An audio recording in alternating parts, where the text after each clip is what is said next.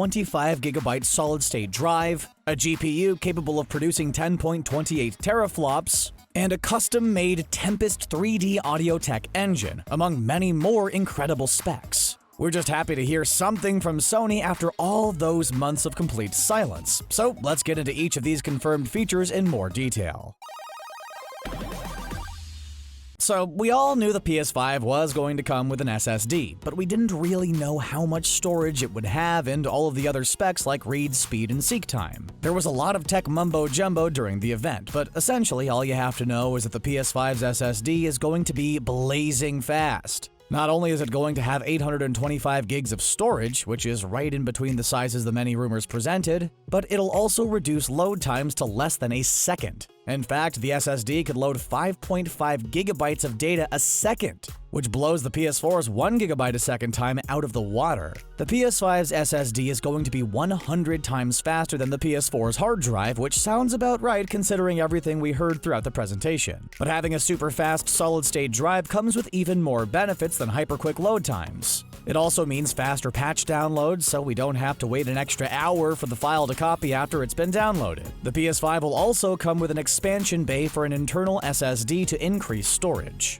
The only catch is that you'll have to make sure the internal SSD you buy is just as fast as the one inside the PS5. And most importantly, that it fits inside the expansion bay. Not all solid-state drives are built the same, so Sony recommends holding off on buying one until they release more details. Moving into the CPU and GPU, the PS5 will feature a custom 8-core AMD Zen 2 CPU, clocked at 3.5 GHz, and a custom GPU based on AMD's RDNA 2 architecture capable of producing 10.28 teraflops, clocked at 2.23 GHz. On top of all of this, it's going to have 16 gigs of GDDR6 RAM. While that's a lot of words and numbers for the casual gamer, what it essentially means is that we're going to get a console with ray tracing graphical capabilities. So we'll see much more realistic lighting and more immersive worlds. It's the closest a Sony console has ever come to rivaling a gaming PC. The final thing Sony touched on in the presentation was the amount of work they're putting into 3D audio. They admitted that the PS4's audio was far from ideal and that the engine that was inside the PS3 worked much better. So they tried to make one more similar to the PS3 and the PS5.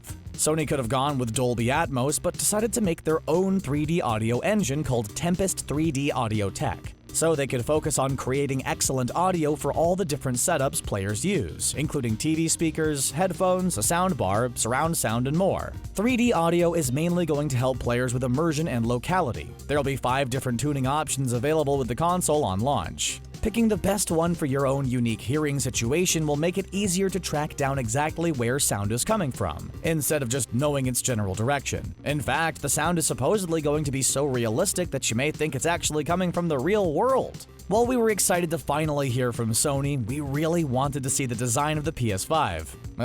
In the meantime, we'll just keep on waiting for even more PlayStation 5 news. We just can't wait to play open-world games with instant fast travel times. What features are you the most excited for?